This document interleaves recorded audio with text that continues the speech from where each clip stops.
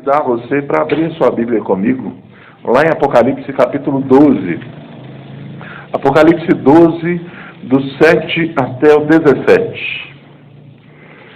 Apocalipse capítulo 12, do 7 até o 17.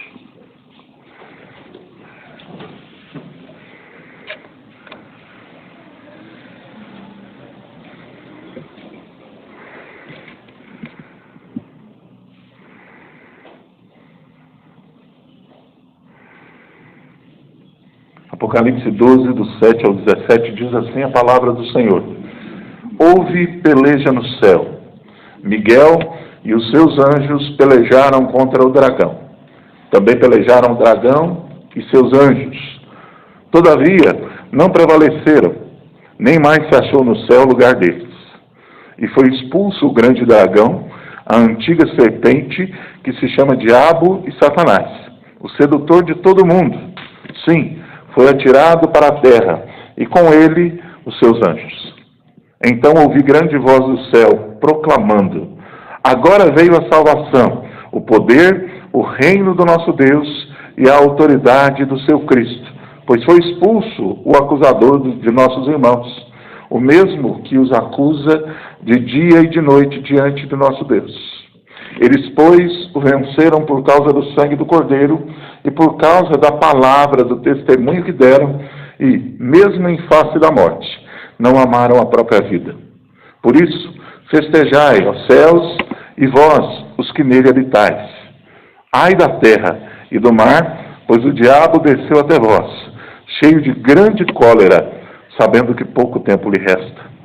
Quando, pois, o dragão se viu atirado para a terra, perseguiu a mulher que dera à luz o filho varão. E foram dadas à mulher 2 asas da grande águia, para que voasse até o deserto, ao seu lugar, aí onde é sustentada durante um tempo, tempos e metade de um tempo, fora da vista da serpente. Então a serpente arrojou da sua boca, atrás da mulher, água como um rio, a fim de fazer com que ela fosse arrebatada pelo rio. A terra, porém, socorreu a mulher, e a terra abriu a boca e engoliu o rio que o dragão tinha arrojado de sua boca. Irou-se o dragão contra a mulher e foi pelejar com os restantes da sua descendência, os que guardam os mandamentos de Deus e têm o testemunho de Jesus, e se pôs em pé sobre a areia do mar. Meus irmãos, esse é um texto bastante simbólico, né? A gente meio que chove do molhado quando a gente fala de Apocalipse, mas há vários símbolos importantes nessa sessão. Nós precisamos fazer um link com a semana passada, nosso último encontro, quando nós vimos também o significado de 3 personagens muito importantes nessa sessão da narrativa, né? Que são a mulher, que simboliza a igreja, o filho a quem essa mulher dá à luz, que representa o próprio Cristo, tendo em vista os adjetivos, né, de governo poderoso que essa criança recebe, e finalmente a figura do dragão, a figura do opositor, Satanás. E essa figura mostra assim toda a sua obstinação furiosa contra o ungido de Deus e contra o reino do Senhor. É essa a sessão que nos antecede. Mas é interessante nós notarmos que a segunda figura simbólica mostra-nos o efeito do nascimento, a criança que eu estou falando, né, da expiação e da ascensão de Cristo ao trono celeste.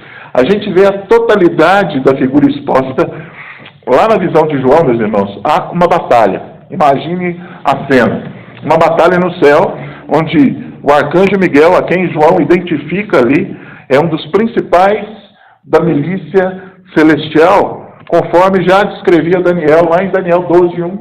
Né? Daniel 12:1 diz assim: nesse tempo se levantará Miguel, o grande príncipe, o defensor dos filhos do teu povo, e haverá tempo de angústia, qual nunca houve, desde que houve nação até aquele tempo, mas naquele tempo será salvo o teu povo, todo aquele que for achado inscrito no livro.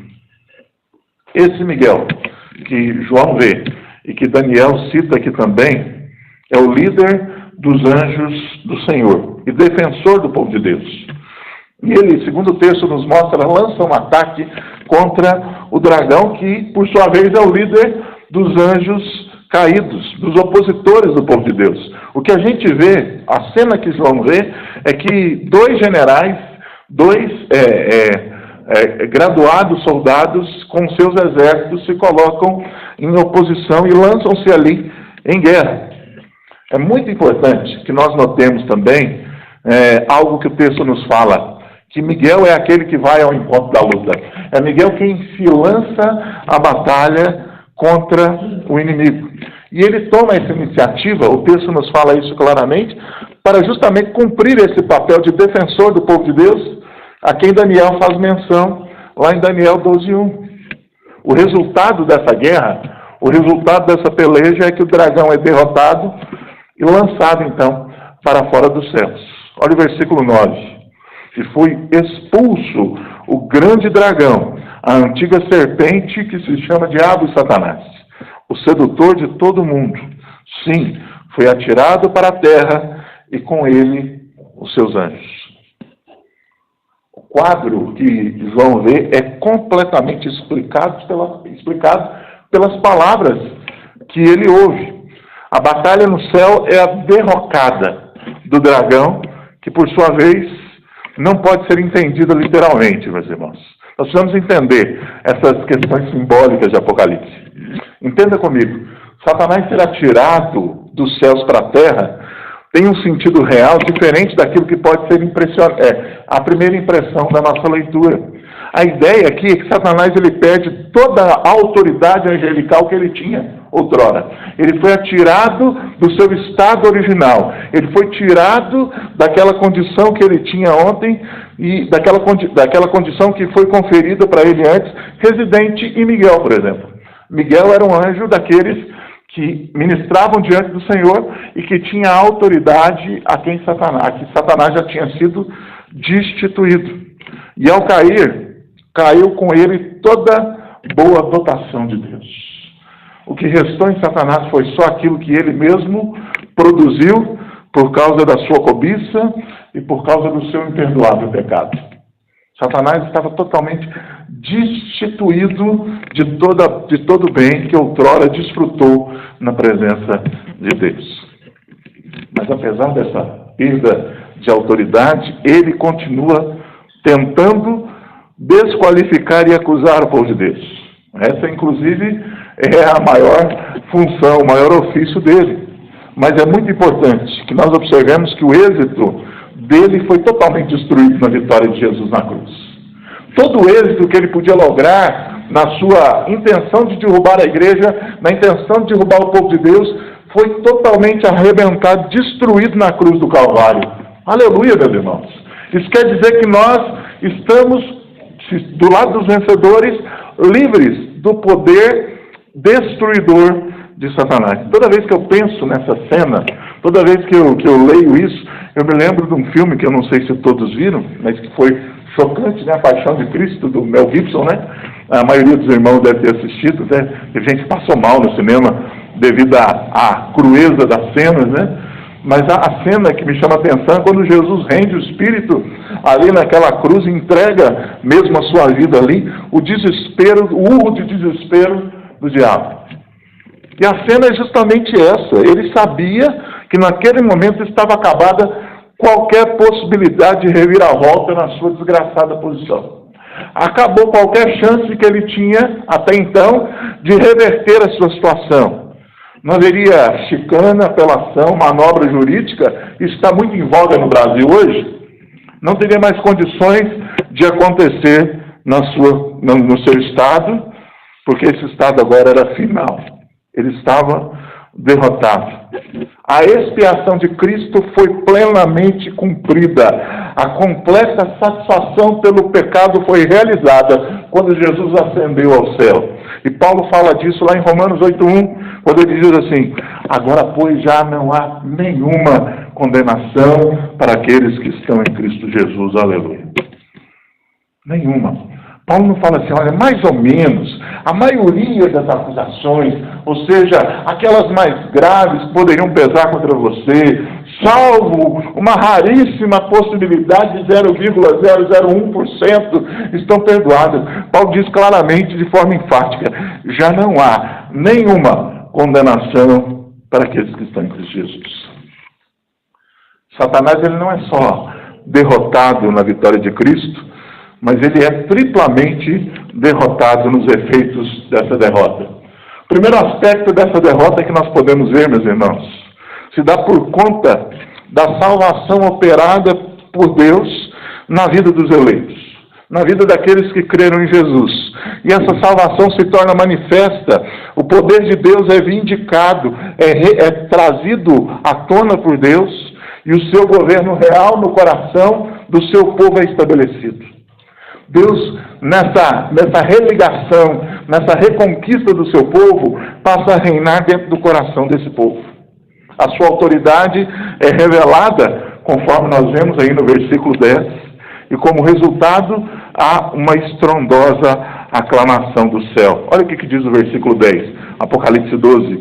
Então ouvi grande voz do céu proclamando: agora veio a salvação, o poder, o reino do nosso Deus e a autoridade do seu Cristo, pois foi expulso o acusador de nossos irmãos, o mesmo que os acusa de dia e de noite diante do nosso Deus.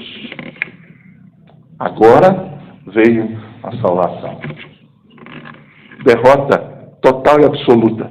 Satanás é exposto à vergonha, porque já não há mais nenhum tipo de ação que seja efetiva dentro do seu arsenal contra Deus e o povo dele. O segundo aspecto dessa derrota do inimigo é que também que por causa dela, o povo de Deus, que dá testemunho de sua fé no sangue do Cordeiro e prova o caráter genuíno dessa fé pela perseverança até a morte, meus irmãos, triunfa e por isso os céus e os que nele habitam se regozijam. Vamos ver o versículo 11. Eles, pois, o venceram por causa do sangue do Cordeiro e por causa da palavra do testemunho que deram, e mesmo em face da morte, não amaram a própria vida. Não só a eficácia da morte de Jesus, mas o testemunho daqueles que creram em Cristo e não abriram mão disso, mesmo diante de ameaça, envergonharam e derrotaram o inimigo. E o terceiro aspecto dessa derrota é por causa de que Satanás, mesmo diante dessas duas cenas, se enche de ira, porque ele sabe que o seu tempo está se esvaindo como uma areia que escorre para baixo de uma ampulheta. O tempo dele está acabando. E essa segunda derrota, que sobrepõe a primeira, concluiu a sua história. E por isso o céu se rejubila diante do Senhor. Versículo 12, Apocalipse 12, 12. Por isso festejai, ó céus, e vós, os que nele habitais, aí da terra e do mar, pois o diabo desceu até vós, cheio de grande cólera, sabendo que pouco tempo lhe resta. Meus irmãos, diante da derrota iminente, Satanás agora se lança com toda a sua fúria contra a mulher que dera à luz àquela criança. Entretanto, o versículo 14 relata que essa mulher recebeu duas grandes asas de águia para voar dali até o deserto. Essa é uma figura comum na Bíblia, não é inédita. Nós podemos, por exemplo, pegar o texto de Êxodo 19:4, Deuteronômio 32:11, Isaías 40:31. A utilização do termo asas é muito usado para mostrar a segurança de Deus sobre o seu povo. Êxodo 19:4 diz assim: tendes visto o que eu fiz aos egípcios, como vos levei sobre asas de águia e vos cheguei a mim? Deuteronômio 32:10 e 11. Achou numa terra deserta e num ermo solitário povoado de uivos. Rodeou-o e cuidou dele. Guardou-o como a menina dos olhos. Como a águia desperta a sua ninhada e voeja sobre os seus filhotes. Estende as asas e tomando-os, os leva sobre elas. Isaías 40:31. Mas os que esperam no Senhor renovam as suas forças, sobem com asas como águias, correm e não se cansam, caminham e não se fatigam. Deus havia preparado um lugar para aquela mulher no deserto, segundo o versículo 6. Naquele lugar, a mulher era sustentada por um tempo, 2 tempos e metade um tempo. Isso é uma figura simbólica, que representa 1260 dias ou 3 anos e meio. Mas o que essa figura quer dizer para nós? Nós vamos chegar lá. Não se turbe o vosso coração. Essa mulher foi sustentada durante 1260 dias. E mesmo assim, meus irmãos, Satanás não desiste e lança um feroz ataque, tentando afogar essa mulher com um rio que lhe saía da boca, segundo o versículo 15.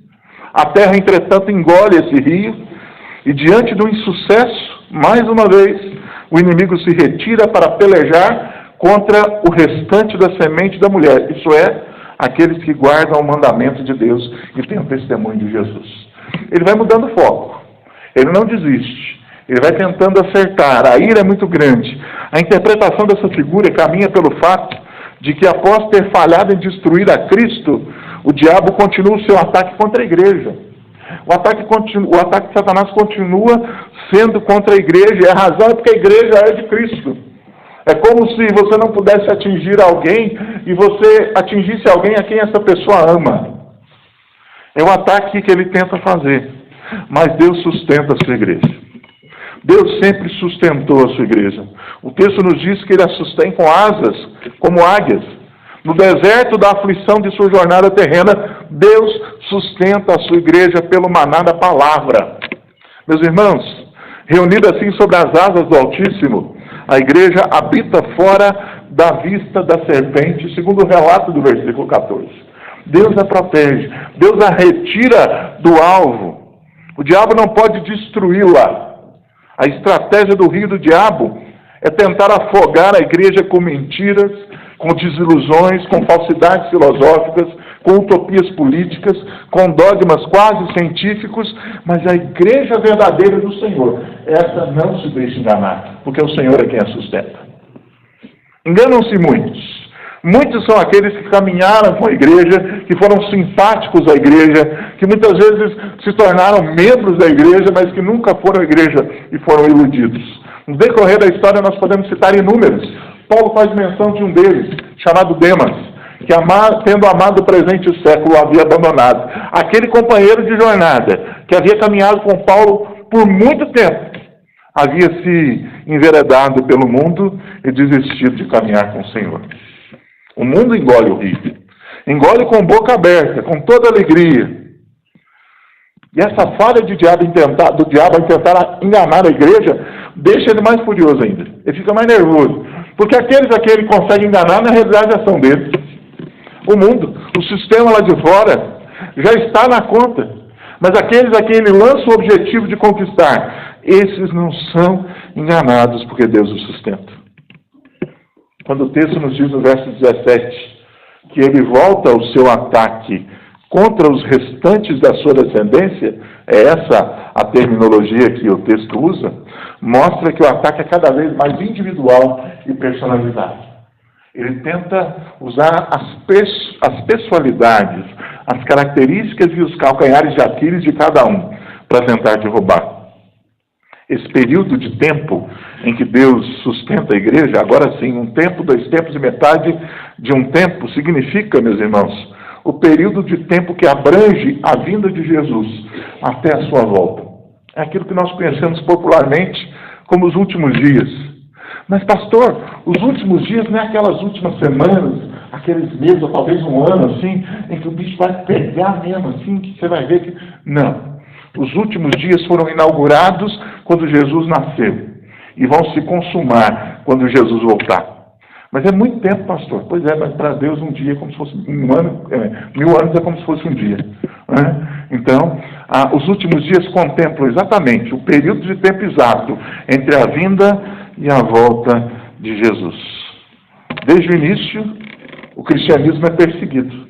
Desde que ele nasceu ali naquele pedacinho da Palestina, ele é perseguido, ele é torturado, ele é ameaçado com ferocidade pelos governos, pelo Império Romano, antes do próprio Cristo, para aqueles que creram na Antiga Aliança, pelos babilônicos, pelos egípcios e por tantos outros.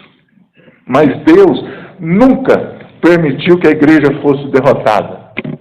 A serpente, ela intenta o mal contra a igreja desde a ascensão de Jesus, mas Deus sempre a tem sustentado, meus irmãos.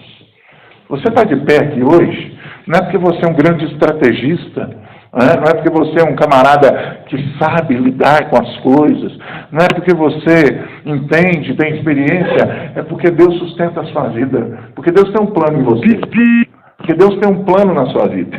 É por isso que você está de pé. O diabo te odeia. Se você é um crente que crê em Jesus e é devotado, pode ter certeza de que ele te odeia. Mas ele não poderá fazer mal nenhum, porque Deus é que tem sustentado a sua vida. E talvez diante disso possa brotar em seu coração a pergunta, por que esse longo período de tempo é designado com essa simbologia? Já que é da vinda à volta de Jesus, já se passaram mais de 2000 anos, é um tempão, A gente às vezes vive 40, 50, 70, 80 anos, acho que viveu muito. Imagine chamar isso de últimos dias. E por que a simbologia desse um tempo, 2 tempos e metade de um tempo? Ou ainda, em outras partes, é usada 3 anos e meio ou 42 meses. Para que a gente possa responder essa questão, a gente precisa se lembrar que lá no Antigo Testamento, na Antiga Dispensação, havia um período de 3 anos e meio que o povo não podia esquecer nunca daquilo que ocorreu, daquilo que Deus fez. Um tempo de aflição, um tempo de dificuldade, e que mesmo assim foi um tempo em que a palavra de Deus tinha sido evidentemente no poder da glória de Deus exibida, o poder de Deus tinha sido mostrado àquele povo. Abra sua Bíblia comigo, lá em Tiago, capítulo 5, versículos 17 e 18.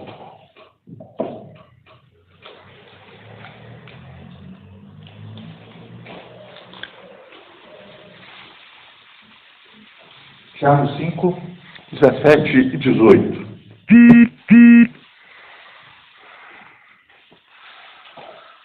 Diz assim o santo texto, Tiago 5, 17. Elias era homem semelhante a nós, sujeito aos mesmos sentimentos, e orou com instância para que não chovesse sobre a terra. E por 3 anos e 6 meses não choveu. E orou de novo. E o céu deu a chuva, e a terra fez germinar os seus frutos. Meus irmãos, a simbologia desse período de tempo, na realidade, aponta para a soberania e governo de Deus em sustentar o seu povo. O diabo intenta o mal, o diabo lança suas flechas, mas Deus mesmo é quem sustenta. Elias era homem semelhante a nós, sujeito aos mesmos sentimentos, mas orou, e Deus cerrou os céus por 6 anos e meio, 3 anos e meio. E ele orou de novo, e a terra recebeu a chuva e os frutos vieram. Quando a gente compara Tiago 5,17 com Apocalipse capítulo 11, versículo 6, um texto que nós já passamos por ele, nós vemos imediatamente que João pensava nos dias de Acabe e de Elias ao escrever ali a cena. Durante esse período de 3 anos e meio, o povo de Deus foi perseguido, conforme o relato de 1 Reis, capítulo 18, versículo 10 até 13, sem, no entanto, ter sido destruídos. Tinha todas as ferramentas para terem sido destruídos, mas Deus não permitiu, como nós vemos em 1 Reis 18, 4, 39 e 1 Reis 19, 18. A palavra de Deus demonstrou grande poder quando Elias presenciou a seca na terra, lá em 1 Reis 17, ao mesmo tempo em que ele foi sustentado junto com aquela viúva que o havia hospedado, junto com seu filho, pelo milagre da providência de Deus. Nós conhecemos o texto, nós conhecemos a cena. Aquela mulher com a sua botijinha de azeite, um pouquinho de farinha, sobreviveram por um tempo imenso, porque Deus é quem estava sustentando a situação. Elias provocou aquela mulher de tal forma: faz um bolinho pequeno para mim primeiro. Esse cara é doido, eu vou morrer, porque nós não temos que comer. E o miserável folgado ainda chega na minha casa e manda fazer um bolo para ele ainda. Eu vou fazer, porque eu creio em Deus. E Deus operou um milagre, meus irmãos, naquela família, naquela mulher que não tinha sustento. A viúva naquela época era uma mulher desprovida de qualquer amparo, porque ela era sempre amparada por alguém do sexo masculino, ou pelo marido, que se morresse, se ela não tivesse irmão, pai, estava roubada, estava lascada, ia morrer de fome. Mas Deus operou um milagre para mostrar que quem sustenta a situação é Ele. Ele tem o domínio sobre qualquer investida do mal. O mal deseja, só que o mal não pode. Da mesma maneira, através de um longo período de tempo de atividade da igreja, esses 2000 anos, meus irmãos, a igreja é sustentada por Deus. A igreja é perseguida, mas não pode ser destruída porque o Senhor é quem também a sustenta. É assim comigo e é assim com você, amém? É assim conosco. Deus sustenta a nossa vida. E o que nós precisamos pensar, e a mensagem de Apocalipse sempre vai convergir para essa realidade, de que Deus tem o controle absoluto de todas as coisas. Não há nenhum evento, não há nenhuma situação, não há nenhuma surpresa que possa ocorrer a Deus, no meio desse script que já está bem seguro nas mãos dele. Ele tem tudo bem seguro, dominado nas suas mãos. E a minha oração nessa noite é que Ele nos ajude, enquanto igreja, né, que vive em tempos hostis. Mas, pastor, hostil, o Brasil é tão tranquilo, nós estamos aqui de portas abertas, não é verdade? Podemos estar tranquilos, ninguém vai entrar aqui com facão, com revólver, né? Geralmente não, aqui no Ocidente é geralmente mais tranquilo. Mas eu digo que esse tempo é hostil, porque embora esses ataques não ocorram, como ocorre com nossos irmãos no Oriente, ocorrem ataques muito mais mortais e muitas vezes invisíveis, que são ataques ideológicos, ataques de pensamento, de filosofia, que muitas vezes vão incutindo coisas na nossa cabeça. E nós vamos deixando de crer que, na realidade, o Deus que nós cremos é um Deus de milagre, um Deus de providência, um Deus fiel. Nós começamos a acreditar que Deus não é, na realidade, nada assim. Nós somos tão evoluídos, os tempos mudaram, não é verdade? Deus não é nada disso. Isso era uma forma de expressão daquele povo iletrado, ignorante, que viveu há 2, 3, 4, 5 mil anos atrás. Meus irmãos, passará o céu e a terra, mas a palavra de Deus não vai passar. Ela é fato, ela é verdade. E por isso a minha oração, e talvez a mais importante oração que nós possamos fazer, é que nós estejamos sustentados por esse Deus. Não só nas necessidades da nossa saúde, a gente ora por isso, precisa disso. Não só pelas nossas ansiedades terrenas, temporais, mas principalmente naquelas que tangem a nossa vida na eternidade. A fé do nosso coração, o centro da nossa confiança. Que Deus sustente a nossa vida, que Deus sustente a sua igreja, que Ele possa sempre nos lembrar, a ver como o salmista viu, que mesmo que nós andemos pelo vale da sombra da morte, nós não precisamos temer mal algum, porque Ele caminha junto a nós. Amém? Que Deus seja glorificado no nome de Jesus. E eu queria, como a gente costumeiramente faz, as